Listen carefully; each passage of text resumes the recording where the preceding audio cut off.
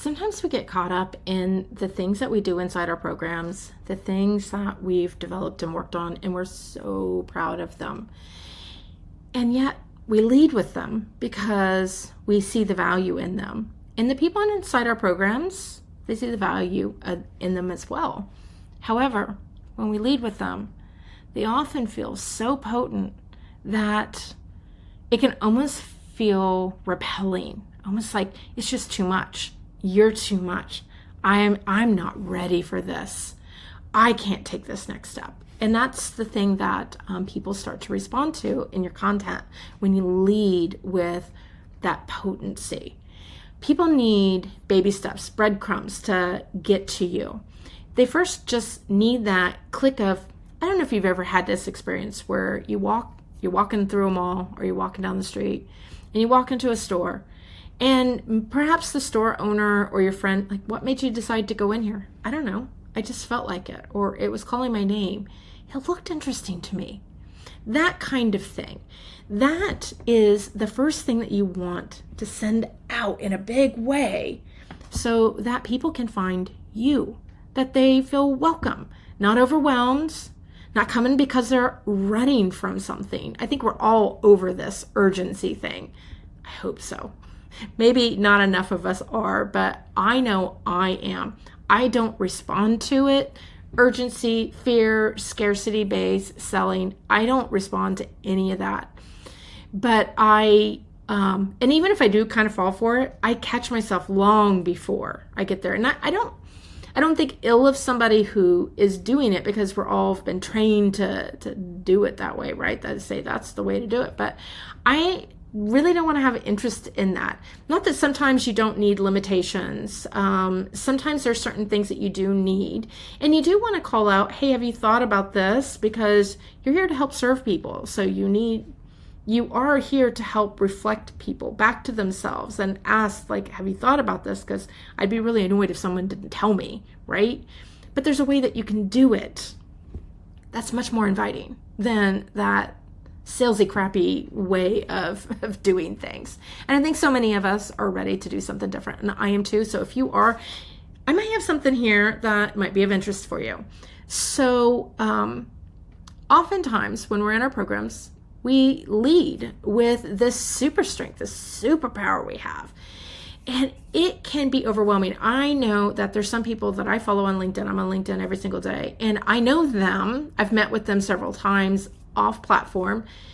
And I've been following them for a long time. I feel like I know them like my friends that live in my hometown. But, perhaps that's a stretch or something. I don't know.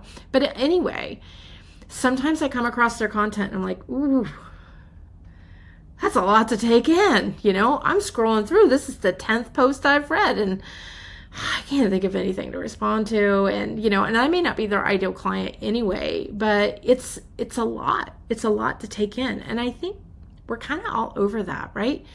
It's not as often that someone's going to come and see your very first post and say, I need to do business with you. That has never happened for me. And most people I know, that's not happened. Normally it's people you may not have known that they were looking at your content. And then they come to you and they mention it. But then through the course of talking with them, you realize they've been reading for quite some time, or they had a recommendation from somebody. There was some extra thing that added to it. So instead of leading with what's really potent, lead with the thing that gets the most notice. And it's often something that's really felt. I'm going to share my own. I'm going to share something in my own process of how I do it. And I do these reports, these human design reports. I call them the Ideal Client HD report. And it started, I've had this love affair with centers for a while now in human design. And human design has helped me to understand me. And last fall, in fall 2024, I started experimenting with doing content a completely different way. And I had no roadmap and no mentor, although I had a mentor. He didn't have the roadmap, but he was willing to be right there with me. And I greatly appreciate that because he was so helpful in letting me be me and letting me try all of these things. And because I kind of was to the point where it's either my way or the highway. And I really didn't want the highway because what I'm building, what I'm creating is so important to me. So I started exploring different ways. And one of the things that I was looking at to help me to understand me, so how I could communicate better, that's how I approached my writing on LinkedIn, was not sales strategies, because I was fed up with them. But it was, how do I get to know me, more me? How do I express me? And that sounds kind of selfish, like me. But literally, that's what I did. I got to know me. And I started experimenting. Well, what if I wasn't afraid of what someone would say? What if I went in completely the opposite direction of everyone else? And so I tried a bunch of things. And I wasn't always consistent with it. I was exploring. I didn't know what would work. And I kind of got these things that sort of worked. And, I got to say, understanding a little bit more about some of my centers was so helpful for me. And then I met this amazing person, Jamie L. Palmer, who helped me to understand centers and how you can lead with your centers. And she has this process, this based off of her experience with the numerous people that she has created reports for, that she has worked with, and there's this thing that always pops up. So that's what my reports are based off of. I have a license to offer some of what her teachings are and blend it with my own. And so what happens is you can do this even without human design. Human design is just a tool that kind of, for me, keeps it all organized in there. But we all have these energy centers. That's how I would call them. So, and here we do have centers, right? So, get my little pencil thingy out. So like this is a center, this is a center, all these shapes, these are centers in human design. If it's white, it's undefined. If it has a color, doesn't matter what color it is, it's defined. It's activated, meaning it's a strength. And you can see that there's 9 centers and I have 7 of them that are activated, that are defined. And that means I broadcast from them on a regular basis. Now, I could be living in my shadow or I could be living in my gift. And I think for the most part, at least 50% of my time, I'm in my gift. There's probably more that I can do in there, but I don't feel like I'm dipping deep into the shadow anymore. And so I could literally pull from any of these strengths if I wanted to. But what I do is I look at them. Where's the one that flows the easiest? And it's so easy that it's kind of like, the person who says, oops, here. It says, I can't find my glasses. Have you seen my glasses? I don't know where they are. Right? How many times does that happen if you know somebody who has glasses or if you wear glasses yourself? You probably are familiar with that. That's what it's kind of like. And so each one of these centers represents something different. So for example, at the top here, we have the head center, this one right here. So think about ideas coming to you, questions that need burning answers to.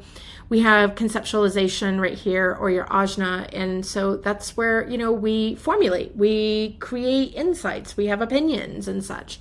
Your throat is here. This is the one where you voice everything out, whether that, I say voice, but it doesn't have to actually be words. It can be visuals. It could be actions, movements, body movements on there. It's where you manifest everything out into the real world. The yellow diamond is your identity, your self-love, your drive, your direction. Down here, this red one, which you can't really see what I'm drawing on, is the sacral center. So think of it more as like your generative energy, your gut response, like, yes, I know I want to do this, and this is the right time to do it. So there's some timing in there. And then down at the bottom, you have your root. So this is like your pulse, like, let's move into action. Now it's time, right? I've got the push. You have your spleen over here on the side. Think of survival, well-being, overall vitality, health, that sort of thing. You have this little triangle guy right in here, and this is willpower, your values. And then over here, we have the solar plexus, which is emotional. And so you can think about it like whether it's emotional intelligence, emotional safety, clarity. I call it emotional grace. That's how I call, because I have gate number 22, which is all about graciousness. And so I call it emotional grace. That's what I end up calling it. Now, I just went through these different flavors, and you could probably, without even looking at your chart, you could think about your own life and where you might have noticed some of these. Like, am I really good at helping people see what their values are? Or, do I always just seem to always be healthy? I always just seem to know what the choice is to make so I don't get burnout. There's lots of ways that you can think about these.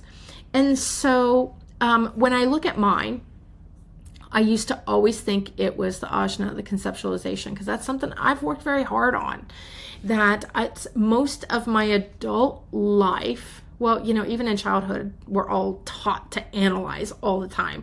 Prove what you're saying, what's your findings behind it? Can you validate it? And I started, after college, I was a fashion designer for a number of years, and fashion isn't just making stuff up. You analyze trends. You analyze sales results, because it's a business after all. It's not just all creativity. There's a lot of other things that you have to work out. There's technical aspects. These are things that I've worked on for years, decades, and going through. So, I'm pretty darn good at it. If I do say so myself, I love a good spreadsheet. Like, I am so happy. But when I started writing content, that's what I wrote it from. So think of that as kind of like the teacher mindset. And I was a professor for 19 years. Even before that, I've been a teacher since I was in 6th grade. I used to teach knitting classes to like groups of 30 women or bigger. So I've been teaching for feels like a lifetime. And so that's what everybody tells me. I'm really good at teaching. So therefore, that's what I led with. And, I did not have a great first year on LinkedIn in terms of results. Did not. Luckily I had other things going on, so it was A-okay. And then I kind of went into, I'll move into more analyzing things and kind of proving my point, right? Well, that's still in the same area right here. And it wasn't working, and that's when I started shifting. When I've gone through this process of finding out what's the thing that feels like really that, it doesn't take me very much to do that. I don't even think about that. Like, why would somebody want that? I'm not even good at that, and I am. It's just that I don't have to work at it. And for me, that is all about the creativity and the emotional grace. This is easy. I can hold space for other people, but you know what? I've just always done that. That's no big deal. Like, can everybody do that? But the answer is no. And can I create enough safety so that someone feels like they can blossom in their creativity? Heck yeah, I can. I did that. Taught at a creative college for 19 years. I totally can do that. I, led a design team. I can totally do that. But it seemed too easy. It didn't seem like something that I developed. It just seemed like something I've always had. And that's the key, because that is my red frequency. So, and I call it the red frequency because red is the color that you can see the furthest away. No matter what the weather conditions are, it's the first color that you're going to see for the most part. So, anyway, so that's why I call it that. So I thought what I would do is also, I'll show you, when I start writing, I write from the ajna, because it's hard for me to sometimes get away from it. Sometimes I can go straight into that solar plexus, but not always. And so I'm going to share a post. So this is a recent post where I write the first one. This one was from July 23. And then I rewrite it. So that, because sometimes I go back and I reread it and it's like, sneaky, the ajna got in there. And so for the most part, there's things in here that feels pretty good, but I went through and rewrote a few things. The area that I want to share with you is this one right here. Sometimes it's one post, just a test. They lead with the red frequency, that energetic signature that lives in their design. So this is all about this ideal client report that I create that helps you to identify your red frequency. And so this is how I was writing it. And I was like, you know what? It's concise. It's to the point. It has all the bits of information that I want to communicate. But when I come back and I reread it, because I'll write the posts and sometimes it's a day later before I actually post them. I'm almost always at least one day ahead, sometimes more. And then I go back and before I post it, I look at it and like, where do I feel it and where do I not feel it? Because I have this rule. Feels good, makes sense. It has to feel good first. It can make sense later, but feels good. And so I read it. Well, it makes sense, but I don't have much feeling with it. It feels like a set of instructions. Do one post, make it a test, lead with your frequency. This is why. And so it's kind of like for somebody else who has the ajna as their lead, it's going to be stellar. It'd be perfect. But that's not what works for me. I have a year and a half of proof that it does not work for me. So it's not the thing that people notice most about me. So I rewrote it over here. Let's see if I can make it a little bit bigger and I'll highlight it. So sometimes it takes just one post, a quiet test. You speak from that place inside that doesn't need permission. Your emotional clarity, your creative pulse. You're realist, yes. There's something that's so soft about that. I can sink right into it versus like, hey, like, noun, verb, noun, verb, noun, verb. No, this has some adjectives to it. It has a little bit of romance to it. I sense it. I can feel into it. So even like the one line that really makes a big difference to me is just the quiet test and just a test. Those things right there. I'm going to use my pen. So this part, oops, hang on a second. There we go. Now get the pen. Now I can see both. So just a test and a quiet test. And I want you to just think about how the words roll off. Just a test versus a quiet test. There's instantly, because it starts with a versus just, it changes the tone that comes up for it. And these are the small little subtle things that you can put into your content when you start writing. Not to mention that even these last two lines and what they get transmitted into, they lead with your red frequency, that energetic signature that lives in their design. You speak from a place inside. So that would be more resonant with me, because I'm talking about, you can lead and that feels a little bit more masculine energy, and the solar plexus is feminine energy. The ajna is masculine energy for sure, at least in my opinion. So I feel like you speak from that place inside. It's a little bit more welcoming. It's a little bit calming, less force. That doesn't need permission. Like we're just going to see what happens.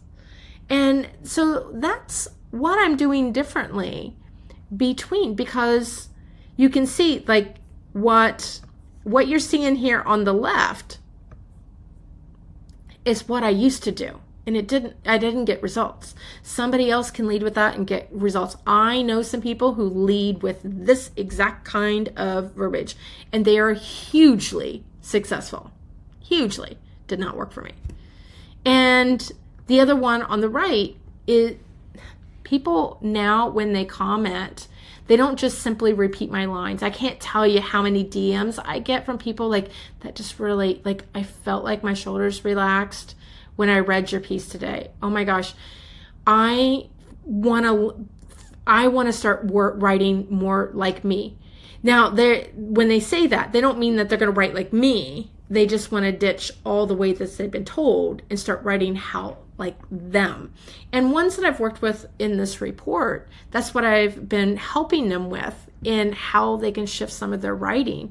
And often it's just because what they're leading with is it's a part of them. Just like this ajna, it's part of me. And you know what? Better believe it. If you come work with me, I'm going to be giving you some of it, But it's not how you start with me. It's not the thing that's going to get you noticed. No one's going to come to me to have it drilled down to the bare bones. No, they want they want some flowers. They want some sunshine. They want a little bit of like feeling that's associated with it. But then there's some people who their strength is more about identity shifting. And so that's what they write towards. That's what they lead with. Like, I understand, you were this and now you're this. And now you're wondering who you are. And that's what works for them. Everybody has something different. So, like, if I go back over to here, I have a lot of things lit up in mine.